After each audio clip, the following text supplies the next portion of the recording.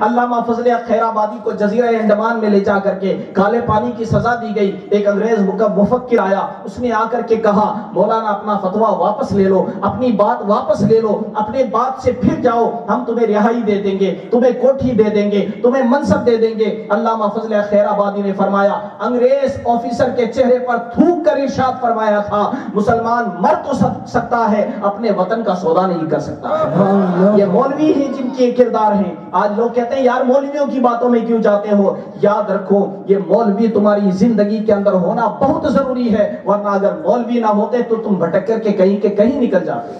انما یخشی اللہ من عبادہ العلماء, اللہ سے ڈرنے والے علماء ہی ہیں, اللہ سے ڈرانے والے علماء ہیں, ورنہ یہ ناچ گانوں کی مجلسوں میں تم تباہ ہو کر کے رہ جاتے, برباد ہو کر کے رہ جاتے. عراق کتنی دفعہ تباہ ہوا ہے, سیریا کتنی دفعہ برباد ہوا ہے, مصر کتنی دفعہ لوٹا گیا ہے, افغانستان کے اوپر کتنی بلائیں آئی ہیں. اس کی وجہ جب ہم گہرائی سے جا کر کے دیکھتے ہیں تو ہمیں پتہ چلتا ہے کہ عراق کے مسلمانوں کا یہ عالم ہو گیا تھا, جب ان کے یہاں کسی کا جنازہ ہوتا تو ان کی خواہش ہوتی تھی, کوئی مرنے والا وصیت کرتا تھا میرے جنازے کو ڈھول تماشوں کے ساتھ میں نکالا جائے, اور جب جنازہ نکلتا تو ساتھ میں ڈھول تاشے بھی ہوا کرتے تھے, ناچنے گانے والے بھی ہوا کرتے تھے. ایسے حالات پیدا ہوئے تب عراق تباہ ہوا ہے. اپنے آپ کی لگائی ہوئی آگ ہے, کسی نے یہ آگ نہیں لگائی ہے. میرا رب قرآن میں فرماتا ہے ما اصابکم من مصیبت فبما کسبت ایدیکم, جو بھی تمہیں تکلیف پہنچتی ہے تمہارے کرتوتوں کی سزا ہوا کرتی ہے. درود پاک پڑھے اللہم صلی علی سیدنا و مولانا محمد و بارک وسلم صلاۃ و سلام علیک یا رسول اللہ, صلاۃ و سلام علیک یا حبیب اللہ. حالات کچھ ایسے بنے ہوئے ہیں, لیکن مسلمان کا بچہ آج بھی اپنے آپ میں نہ جانے کیسی دھن سوار ہے. ہماری اوقاف لوٹی جا چکی ہیں, ہماری مسجدیں تباہ ہوتی جا رہی ہیں, ہمارے مدرسوں پر پہرے بٹھائے جا رہے ہیں, ہماری عیدگاہوں پہ اشٹے لگے ہوئے ہیں, ہمارے علماء پہ کیس چل رہے ہیں. اس کے باوجود بھی ہم سوچتے ہیں کیا یار جوانی دیوانی ہے, عیش کرنے کے 4 دن ہیں, 4 دن میں جتنا عیش کرنا ہے کر لو. یاد رکھو دنیا کا 4 دن کا عیش کرنا تمہاری آخرت کو تباہ کر دے گا. دوستوں کو خوش کرنے کے لیے, یاروں کو خوش کرنے کے لیے, برادری کو خوش کرنے کے لیے ہم اسلام کو پامال کرتے ہیں, تعلیمات اسلام کو پامال کرتے ہیں, اسلام کی تعلیمات کی دھجیاں اڑاتے نظر آتے ہیں. غیر لوگ ہمارے مذہب کی عزت کریں, لیکن مسلمان اپنے مذہب کی عزت نہیں کرتا ہے, اس کی تعلیمات کی عزت نہیں کرتا ہے. رسول پاک صلی اللہ علیہ وسلم کی پاکیزہ سنت جسے نکاح کہا جاتا ہے, جب نکاح کی مجلس ہوتی ہے تو ہم ڈھول تاشے کرتے نظر آتے ہیں, امام پاک کی مجلس ہوتی ہے ڈھول بجاتے نظر آتے ہیں, جب ہمارے یہاں کوئی اچھی تقریب ہوتی ہے رسومات کو ادا کرنے کی کوشش کی جا رہی ہے. سچ فرمایا تھا میرے نبی نے, میرے حبیب نے فرمایا تھا قیامت قریب ہوگی, جب قیامت نزدیک ہوگی تو شیطان گناہوں کو بھی نیکیوں کی طرح سجا کر تمہارے سامنے پیش کرے گا. آج مسلمان تازیہ نکال کر کے, ڈھول تاشے کر کر کے, ڈھول بجا کر کے یہ سمجھتا ہے کہ میں نے بہت بڑا کام کر لیا, نیک کام کر لیا. یاد رکھو یہ شیطان کی چال ہے جو تمہیں کہنا چاہتا ہے تم گناہ تو کر رہے ہو لیکن میں تمہیں نیکی بتاؤں گا, یہ نیکی سمجھ کر کے تم کرتے ہو. اسی لیے میرے حبیب نے فرمایا تھا قیامت قریب ہوگی تو نیکیوں کو بھی گناہوں کو بھی نیکیوں کی شکل میں تبدیل کر کے پیش کیا جائے گا. آج یہی ہو رہا ہے, ہم گناہ کرتے جا رہے ہیں, سمجھتے ہیں ہم نیک کام کر رہے ہیں, ہم اچھا کام کر رہے ہیں, نہ سنبھلو گے تو مٹ جاؤ گے. اے سنی مسلمانوں تمہاری داستان تک بھی نہ ہوگی داستانوں میں. آج ہمارے دلوں سے, ہمارے یہاں سے خوف خدا انقا ہو چکا ہے, ہمارے دل سے اللہ کے رسول کی محبت غائب ہو چکی ہے.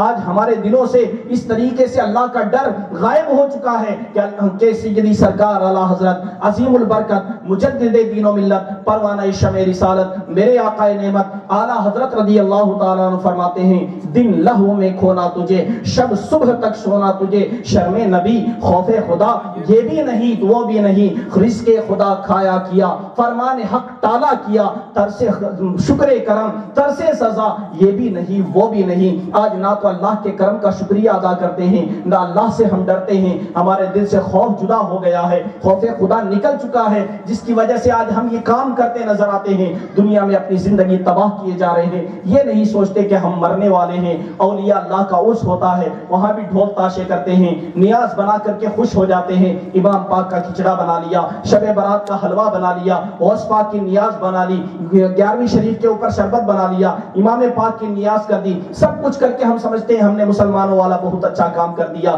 میرے سرکار غوث اعظم رضی اللہ تعالیٰ عنہ کی نیاز کھانے والوں, حضور غوث پاک کی شیرینی کھانے والوں, کبھی سرکار غوث پاک پاک کی سیرت بھی تو پڑھو، ان کی ہسٹری پڑھو، ان کا اتہاس پڑھو۔ میرے سرکار غوث اعظم ارشاد فرماتے ہیں، سرکار غوث اعظم فرماتے ہیں جاؤ جا کر کے دیکھو قبرستان کے اندر ایسوں کی مٹی خراب ہو رہی ہے جو دنیا میں رہ کر اپنے کپڑے پر ایک چٹ کی مٹی لگانا گوارا نہیں کرتے تھے، آج ان کا کفن پھٹ چکے ہیں، ان کی لاش بکھر چکی ہے، ان کا جسم کون سا ہے اور مٹی کون سی ہے پتہ ہی نہیں چلتا ہے۔ میرے سرکار غوث اعظم رضی اللہ تعالیٰ عنہ کا تو یہ فرمان ہے، غوث پاک کی نیازیں تو بہت کھائی لیکن کبھی سرکار غوث پاک کے فرمان پر ہم نے عمل نہیں کیا، موت کی ہم نے یاد تازہ نہیں کی، ہم نے یہ نہیں سوچا کہ ہمیں مرنا ہے۔ اسی لیے کسی شاعر نے فرمایا جگہ جی لگانے کی دنیا نہیں ہے، یہ عبرت کی جا ہے تماشا نہیں ہے، اجل نے نہ چھوڑا نہ کسرا نہ دارا، اسی سے سکندر سا فاتح بھی ہارا، پڑا رہ گیا سب یوں ہی ٹھاٹ سارا، ہر ایک لے کے کیا کیا نہ حسرت سدارا، جگہ جی لگانے کی دنیا نہیں ہے، یہ عبرت کی جا ہے تماشا نہیں ہے، تجھے پہلے بچپن نے برسوں کھلایا، جوانی نے پھر تجھ کو مجنوں بنایا، بڑھاپے نے آ کر کے کیا کیا ستایا، اجل تیرا کر دے گی بالکل صفایا، جگہ جی لگانے کی دنیا نہیں ہے، یہ عبرت کی جا ہے تماشا نہیں ہے۔ اور ملے خاک میں اہل شاہ کیسے کیسے، مکی ہو گئے لامکاں کیسے کیسے، ہوئے نامور بے نشاں کیسے کیسے، زمین کھا گئی نوجواں کیسے کیسے، جگہ جی لگانے کی دنیا نہیں ہے، یہ عبرت کی جا ہے تماشا نہیں ہے۔ آج بلڈنگ کھڑے کر کے ہم فخر کرتے نظر آتے ہیں، مولانا آؤ دیکھو یہ میری گاڑی ہے، یہ میری پراپرٹی ہے، یہ میرا بینک بیلنس ہے، یہ میرا بلڈنگ ہے، میں نے اتنی محنت سے بنایا ہے، اتنا ڈیکوریشن کیا ہے۔ اب میں آپ سے پوچھنا چاہتا ہوں، خدا نہ خواستہ اللہ نہ کرے کل آپ کو موت آ جائے، پھر آپ سے پوچھا جائے بتائیے جناب اب کیا آپ کا ہے، اب کون سی چیز آپ کی ہے؟ بینک بیلنس تو تجوری میں رکھا رہ گیا، بیٹا مکان پر قابض ہو گیا، ایک بیٹے نے کاروبار پر قبضہ کر لیا، آپ جس کے لیے آپ نے نہ حلال دیکھا نہ حرام دیکھا نہ جائز دیکھا نہ ناجائز دیکھا، اللہ کو ناراض کر دیا، مصطفیٰ کریم کو ناراض کر دیا، آج اچانک سب کچھ چھوڑ چھاڑ کر کے قبر میں سما گئے، بتاؤ کیا کام آئے گا؟ کیا کام آئے گا؟ کچھ بھی تو کام نہیں آیا۔ اسی لیے تو میرے رب نے فرمایا تھا اے ایمان والو اللہ سے ڈرو اور دیکھو کہ آخرت کے لیے تم نے کیا توشہ جمع کیا ہے، تم نے آخرت کے لیے کیا بھیجا ہے۔ آخرت کی ہمیں فکر نہیں ہے، موت کی ہمیں فکر نہیں ہے۔ اچھا خاصا نوجوان بائک لے کے نکلتا ہے، حادثے کا شکار ہو کر موت کی گھاٹ اتر جاتا ہے۔ اچھا خاصا کڑیل جوان اور ہٹا کٹا انسان، ہنستا کھیلتا انسان اچانک اٹیک آیا اور قبر میں سما گیا۔ یار سوچتے رہ جاتے یار ابھی تو میرے پاس میں بیٹھا تھا، کل تو میں نے باتیں کی ہیں، پرسوں میرے ساتھ کھانا کھایا ہے، لیکن یہ سارے دنیا کے ڈھکوسلے ہیں۔ موت آتی ہے تو پھر آدمی کو چلنا ہی پڑتا ہے، آدمی کو جانا ہی پڑتا ہے۔ سوچنے والا سوچتا رہ جاتا ہے یار کل میرے پاس میں بیٹھا تھا اور وہ دوست جو بیچارہ مرا، اب اس کے لیے کیا؟ اس نے دنیا میں اپنی زندگی تباہ کی، دوستوں کے لیے، دوستوں کو ہنسانے کے لیے گندے لطیفے سناتا رہا، دوستوں کو ہنسانے کے لیے کسی کا مذاق اڑاتا رہا، دوستوں کو خوش کرنے کے لیے نمازیں قضا کرتا رہا، دوستوں کو راضی کرنے کے لیے اللہ کو ناراض کرتا رہا۔ اور یہی انسان جب مرتا ہے، جب قبر میں پہنچتا ہے، جب اس کے نام کا اعلان ہوتا ہے فلاں ابن فلاں کا انتقال ہو گیا ہے، جن دوستوں کے لیے اس نے اپنی آخرت تباہ کی تھی، وہی دوست جب اعلان سنتے ہیں تو یہی گھڑی دیکھ کر پوچھتے نظر آتے ہیں میرے دوست کا جنازہ کب اٹھایا جائے گا۔ وہ یہ نہیں کہتے کہ میرے دوست کو مت لے جاؤ قبرستان میں، یہ میرا دوست ہے، میری مجلس میں رہے گا، میرے ساتھ رہے گا۔ نہ باپ اپنے گھر میں رکھنا چاہتا، نہ بیٹا رکھنا چاہتا، نہ ماں رکھنا چاہتی، نہ بھائی رکھنا چاہتا، سارے کے سارے بے جان جسم کو مرو مٹی تلے دفن کر کے چلے آتے ہیں۔ بیٹا بھی پلٹ کر کے آ جاتا ہے جس کے لیے حرام اس نے کمایا تھا، باپ بھی پلٹ کر کے آ جاتا ہے جس کے لیے خون جگر اس نے جلایا تھا، رشتہ دار بھی پلٹ کر کے آ جاتے ہیں جن رشتہ داری کو نبھانے کے لیے اس نے سب کو ناراض کر دیا تھا، دوست بھی پلٹ کر کے آ جاتے ہیں جن دوستوں کے خاطر اس نے اپنی زندگی اور آخرت دونوں تباہ کر لی تھی۔ یار سوچو تو صحیح یہ دنیا کس کے کام آنے والی ہے؟ یہ بڑی بے وفا دنیا ہے۔ جب تک سانسوں کی مالا باقی ہے، جب تک سانسوں کی ڈوری سلامت ہے، تب تک یہ دنیا ہماری ہے۔ آج اگر ہماری سانسوں کی مالا ٹوٹ گئی تو سب کچھ ختم ہو جائے گا۔ اس لیے اپنی آخرت کی فکر کرو، ضروری ہے کہ ہم اپنی آخرت کی فکر کریں، مسلمان بن کر کے رہیں، مسلمان بن کر کے جئیں۔ ہماری جوانی، ہمارا بڑھاپا، ہماری طاقت، ہمارا ذہن، ہمارا فکر، ہماری سوچ، سب کچھ ہمارے اسلام کو کام آنا چاہیے، ہمارے مذہب کو کام آنا چاہیے۔ ورنہ یار اپنے حصے کی روزی تو جانور بھی حاصل کر لیتا ہے، وہ بھی کماتا ہے، کھاتا ہے، زندگی گزار کے مر جاتا ہے۔ انسان بھی کمائے کھائے زندگی گزار کے مر جائے تو انسان کی روش میں اور جانور کی روش میں فرق کیا ہوتا ہے؟ ہمارا اور جانوروں کا یہی تو فرق ہے کہ ہم اللہ کی عبادت کرتے ہوئے زندگی گزارتے ہیں، اب انسانوں کی طرح ہم زندگی گزارتے ہیں، لیکن آج ہمارے یہاں اسلام کی تعلیمات دھیرے دھیرے ہم سے ختم کی جا رہی ہیں۔ کبھی تاج محل پہ انگلی اٹھائی جاتی ہے، کبھی لال قلعہ پہ انگلی اٹھائی جاتی ہے، کبھی خواجہ کی درگاہ پہ انگلی اٹھائی جاتی ہے، کبھی ہماری بابری مسجد کو شہید کیا جاتا ہے اور ہم رونا روتے رہ جاتے ہیں، کبھی کیس کے چکر کاٹتے ہیں، کبھی ہمارے رسول کریم صلی اللہ علیہ وسلم کی شان میں گستاخی ہوتی ہے، جلوس نکال کر کے خوش ہو جاتے ہیں۔ یار کبھی تو کوئی ایسا لائے عمل تیار کرو کہ آخر یہ سارے معاملات ہوئے کس لیے؟ ہوئے اس لیے کہ انہوں نے نبض ٹٹول لی مسلمانوں کی نبض کس طریقے سے ٹٹولی؟ تاریخ کے حوالے سے میں بتانا چاہتا ہوں کہ مسلمانوں کو تباہ کرنے کی یہودی بہت بڑی سازش ہے۔ میں آپ کو آج سے تقریباً 20-25 سال پہلے لے جانا چاہتا ہوں، پیچھے لے جانا چاہتا ہوں۔ سلمان رشدی کا نام آپ لوگوں نے سنا ہوگا، یہ وہ گستاخ رسول ہے جس نے رسول پاک صلی اللہ تعالی علیہ وسلم کی گستاخی میں کتاب تحریر کی، پوری دنیا میں ہنگامہ مچ گیا، پوری دنیا کے اندر اس کی کتاب سے ہنگامہ مچا۔ اس کتاب کو یہودیوں کے اشارے پر لکھا گیا، سلمان رشدی یہودیوں کا ایجنٹ ہے۔ یہ گستاخی اس نے کیوں کی؟ اسے کیا پڑی تھی کہ وہ گستاخی کرتا؟ یہ بات کب کی ہے؟ جب امریکہ نے، جارج واشنگٹن نے، اس وقت امریکہ جارج بش کے باپ نے جب عراق پر حملہ نہیں کیا تھا، کویت اور عراق کی لڑائی چل رہی تھی، کویت اور عراق کی آپس میں جنگ چل رہی تھی، اس سے پہلے کا واقعہ ہے۔ سلمان رشدی کے ذریعے گستاخی کروائی گئی۔ کیوں گستاخی کروائی گئی؟ تاکہ مسلمانوں کے جذبات کو جانچے کہ ہم عراق کو تباہ کرنا چاہتے ہیں، ہم مسلمانوں کے تیل کے کنووں پر قبضہ کرنا چاہتے ہیں۔ انہوں نے سوچا اگر ایسے ہی اٹیک کر دیں گے تو ہو سکتا ہے 57-58 مسلم ملک ہیں، 57-58 مسلم کنٹریز ہیں، ان کے سربراہ ہو سکتا ہے کھڑے ہو جائیں اور وہ کھڑے ہو کر ہمارے خلاف اٹیک کر دیں، اس لیے ان کو پرکھنا ضروری ہے۔ یہ مسلمان کتنے پانی میں ہیں، یہ مسلمان کتنے سوئے ہوئے ہیں، یہ مسلمان کتنے جاگے ہوئے ہیں، ان کو پرکھنا ضروری ہے۔ انہوں نے کتاب لکھوائی، سلمان رشدی نے کتاب لکھی تاکہ مسلمانوں کی جانچ ہو جائے، امریکہ کو پتہ چل جائے اگر مسلمان اس کتاب کو دیکھ کر ان کے جذبات کو ٹھیس پہنچتی ہے اور یہ مسلمان اگر بیدار ہو جاتے ہیں تو ہم سمجھ جائیں گے کہ عراق پر حملہ کرنا دشوار کام ہے،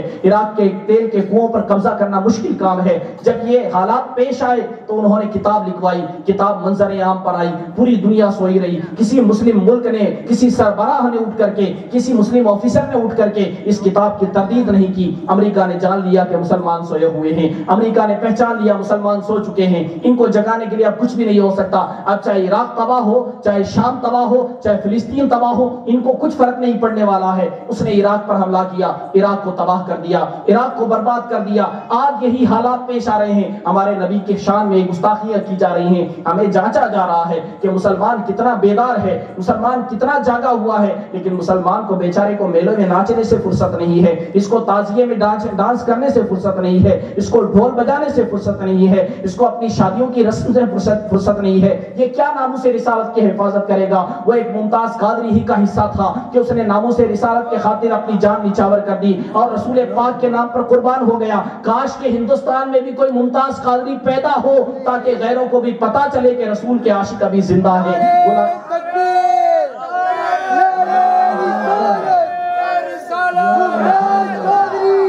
زندہ باد۔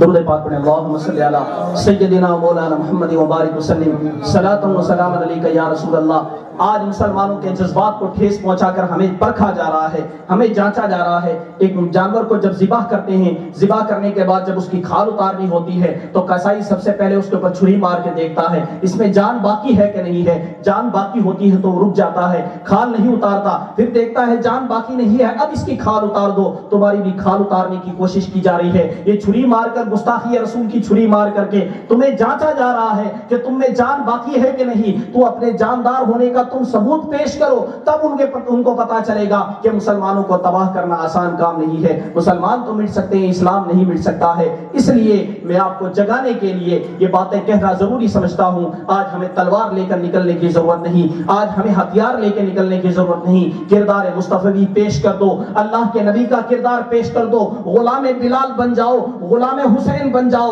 غلام عمر بن جاؤ۔ ساری دنیا جھک کر تمہیں سلام کرتی نظر آئے گی، ساری دنیا جھک کر تمہیں سلام کرتی نظر آئے گی۔ وہ رسول پاک صلی اللہ علیہ وسلم کی شہزادی سیدہ فاطمہ زہرا سلام اللہ علیہا، جن کا نکاح مسجد نبوی میں ہوتا ہے، چند صحابہ کرام کی موجودگی میں چھوارے کھجور سوکھی ہوئی کھجوریں اور چھوارے تقسیم کر کے رسول کی بیٹی کا نکاح کر دیا جاتا ہے۔ آج کسی سے کہتے ہیں بھائی صاحب اپنی بیٹی کا نکاح شاندار نہ کر کے بلکہ تم سادگی کے ساتھ میں کر دو. کہتے ہیں مولانا صاحب سادگی سے کوئی نکاح ہوتا ہے کیا؟ ہم کیسے سادگی سے کریں؟ کیا ہمیں اپنی بیٹی سے محبت نہیں ہے؟ ارے یار بیٹی سے محبت ہے تو اچھی تربیت دو اپنی بیٹی کو. بیٹی سے محبت ہے تو اسے پردے میں رکھو. بیٹی سے محبت ہے تو علم کا زیور اسے عطا کرو. اس کی شادی میں تم ڈانس باتیں کر کر کے تم کیا دکھانا چاہتے ہو؟ کیا تم یہ چاہتے ہو کہ تمہاری بچی کی شادی میں ڈانس ہو اور پھر تمہارے بچی سے پیدا ہونے والی نسلیں بھی خراب ہو جائے؟ یاد رکھو جس کی شادی میں ڈھول تاشے ہوتے ہیں اس سے اچھی نسل کی امید نہیں کی جا سکتی. جس کی شادی فاطمہ زہرا کی طرح سادگی کے ساتھ میں ہوتی ہے انہی کے گھر میں غلام حسین پیدا ہوتے ہیں,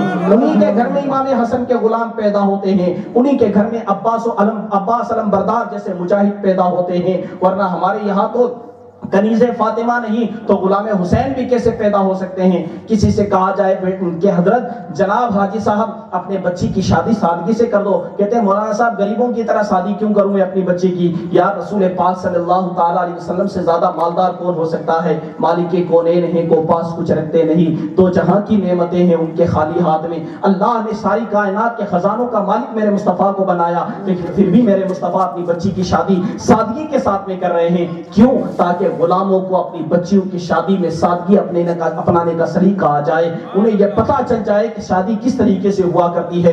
کیا رسول پاک اپنی بیٹی سے محبت نہیں کرتے ہیں؟ آج کہتے ہیں کہ کیا مجھے بیٹی سے محبت نہیں ہے جو میں اپنی بیٹی کا نکاح مسجد میں کر دوں؟ یا رسول پاک نے جتنی اپنی بیٹی سے محبت کی ہے نا دنیا کا کوئی باپ اتنی محبت نہیں کر سکتا ہے. آج بتاؤ, میں آپ کو سیرت رسول کا ایک پہلو بتانا چاہتا ہوں. جب سیرت رسول کی ہم کتاب پڑھتے ہیں تو رسول پاک بحیثیت باپ جب اگر ہم دیکھتے ہیں, ایک والد کی حیثیت سے حضور کا کردار دیکھتے ہیں تو پتہ چلتا ہے حدیث پاک ہماری نگاہوں کے سامنے گھومتی ہے کہ سیدہ فاطمہ زہرا سلام اللہ علیہا جب رسول پاک صلی اللہ علیہ وسلم کی مجلس میں تشریف لاتی تھی تو اللہ کے رسول صلی اللہ علیہ وسلم سیدہ کے استقبال کے لیے کھڑے ہو جایا کرتے تھے. آج دنیا کا کوئی باپ اپنی بیٹی کو عزت نہیں دیتا ہوگا جیسی عزت اللہ کے رسول نے اپنی بیٹی کو عطا فرمائی. سیدہ کی پیشانی کو بوسہ دیتے میرے نبی اور اپنی مسند نبوت کے اوپر سیدہ فاطمہ کو بٹھایا کرتے تھے. دنیا کا کوئی باپ اپنی بیٹی سے اتنی محبت نہیں کر سکتا جتنی محبت اللہ کے رسول نے اپنی بیٹی سے فرمائی ہے. آج تم کہتے ہو مجھے بیٹی سے محبت ہے اس لیے ناچ گانا ضروری ہے. محبت کا ثبوت یہ نہیں ہے کہ تم ناچ گانا کرو, محبت کا ثبوت یہ ہے کہ اپنی بیٹی کو علم کے زیور سے تربیت کے زیور سے آراستہ کر دو تاکہ وہ باپردہ رہے, کنیز فاطمہ بن کر کے رہے. اس کی اچھی تربیت ہونی چاہیے, بچوں کی اچھی تربیت ہونی چاہیے. لیکن ہمارے یہاں کے ماحول کو دیکھ کر کے اللہ کی قسم رونا آتا ہے. حالات یہ ہیں کہ اگر ہمارا بچہ کوئی غلطی کرتا ہے باپ سے جا کر کے کہہ دیں کہ جناب آپ کا بیٹا یہ غلطی کرتا ہے تو باپ کا جواب ہوتا ہے تمہارا کیا جاتا ہے, زندگی خراب ہو رہی ہے, میرے بیٹے کی زندگی خراب ہو رہی ہے, بگڑ رہا ہے میرا بیٹا بگڑ رہا ہے, بگڑ رہی ہے میری بیٹی بگڑ رہی ہے. آج کوئی کسی کو کچھ کہنا نہیں چاہتا, ہر آدمی اپنی عزت سے ڈرتا ہے. ذرا اپنے اسلاف کی سیرت کو دیکھو. میرے رسول کریم صلی اللہ علیہ وسلم کے دور کا ایک واقعہ میں آپ کو بتاؤں. عربی خاندان قریش کی ایک عورت نے چوری کر لی. اسلام کے اندر عورت کی کسی بھی انسان کی چوری کی سزا یہ ہوتی ہے کہ اس کا ہاتھ کاٹ دیا جاتا ہے. اسلام کے اندر یہی سزا ہوتی ہے, اسلامی حکومت میں یہی سزا ہوتی ہے. رسول پاک صلی اللہ علیہ وسلم کے سامنے اس عورت کا جرم ثابت ہو گیا. بڑے عالی نسب گھرانے کی عورت تھی. رسول پاک صلی اللہ تعالی علیہ وسلم کی خدمت میں جب یہ مقدمہ پیش ہوا, یہ کیس آیا, اس کی کیس کی سنوائی ہوئی تو رسول کریم نے فیصلہ سنا دیا اس عورت کا بھی ہاتھ کاٹا جائے گا, فلاں دن اس عورت کا ہاتھ کاٹا جائے گا. اس کے گھر والے آئے اور آ کر کے سفارشیں کرنے لگے, یا رسول اللہ اگر اس کا ہاتھ کاٹ دیا جائے گا ہمارے خاندان کی بدنامی ہو جائے گی, ہمارا خاندان رسوا ہو جائے گا, ہمارا خاندان برباد ہو جائے گا. یا رسول اللہ رحم فرما دیں, دیت لے کر کے درگزر فرما دیں. میرے آقا صلی اللہ علیہ وسلم نے فرمایا اسلام کا قانون ہے, بدل نہیں سکتا ہے. کسی بھی بڑے خاندان کی ہے تو کیا ہوا, میں ہاتھ کاٹوں گا اس لیے کہ شریعت کا حکم ہے. پھر میرے آقا نے ایک تاریخی جملہ ارشاد فرمایا, یہ ایک اسٹیکل آپ نے سلوگن ارشاد فرمایا. آپ نے ارشاد فرمایا تم اس عورت کی کیا بات کرتے ہو, اگر فاطمہ بنت محمد بھی چوری کرتی تو میں اس کا بھی ہاتھ کاٹ دیتا, میں ان کا بھی ہاتھ کاٹ دیتا. یہ رسول